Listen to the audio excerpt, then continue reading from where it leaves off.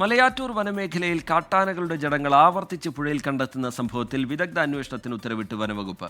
Chief forest conservator DK Vinod Kumar ചെയർമാനായി 11 സമിതിയെ നിയോഗിച്ചിട്ടുണ്ട്. AV ജയശങ്കർ വിവരങ്ങളുമായി പത്തനംതിട്ടയിൽ നിന്ന് ചേരുകയാണ്. ജയശങ്കർ, ഇങ്ങനെ തുടർച്ചയായി ഇത്തരത്തിലുള്ള സംഭവങ്ങൾ ഉണ്ടാവുന്നു, കാട്ടാനകളുടെ ജഡം ഒഴുകിയെത്തുന്നു എന്നുള്ളതിനെ ഗൗരവത്തോടുകൂടി തന്നെയാണ് വനവകുപ്പ് കാണുന്നത്. ഒരു അന്വേഷണ സമിതി രൂപീകരിക്കുന്നു. എന്താണ് വനവകുപ്പ് ആലോചിക്കുന്നത്, ജയശങ്കർ?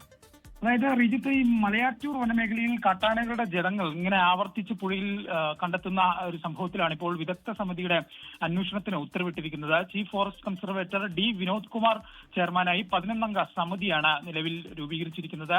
ഈ സമിതി 1 മാസത്തിനകം അന്വേഷിച്ച റിപ്പോർട്ട് നൽകണമെന്നാണ് ചീഫ് വൈൽഡ് ലൈഫ് വാർഡൻ പുറത്തിറക്കിയ ഉത്തരവിൽ പറയുന്നത്. എന്തായാലും ഈ അകാരണമായി ഇവിടെ ഇങ്ങനെ കാട്ടാനകൾ ചാവുന്ന ഇത് നിത്യസംഭവമായ ഒരു പശ്ചാത്തലത്തിൽ കൂടിയാണ് ഇത്തരത്തിലൊരു വിദഗ്ധ സമിതിയുടെ അന്വേഷണത്തിന് സർക്കാർ നിർദ്ദേശം നൽകിയിരിക്കുന്നത്.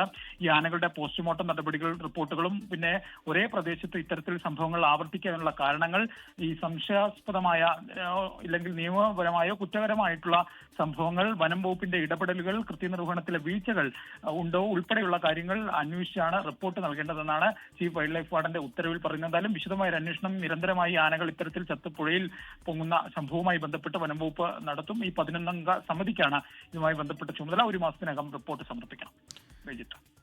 ശരി, കാട്ടാനകളുടെ ജഡം ഇങ്ങനെ കൂടുതലായി പുഴയിലേക്ക് ഒഴുകിയെത്തുന്ന പശ്ചാത്തലത്തിൽ ഒരു അന്വേഷണത്തിന് തയ്യാറെടുക്കുകയാണ് വനവകുപ്പ്. അതിൻ്റെ ഭാഗമായി 11 സമിതി അന്വേഷണത്തിനായി നിയോഗിച്ചിരിക്കുകയാണ്.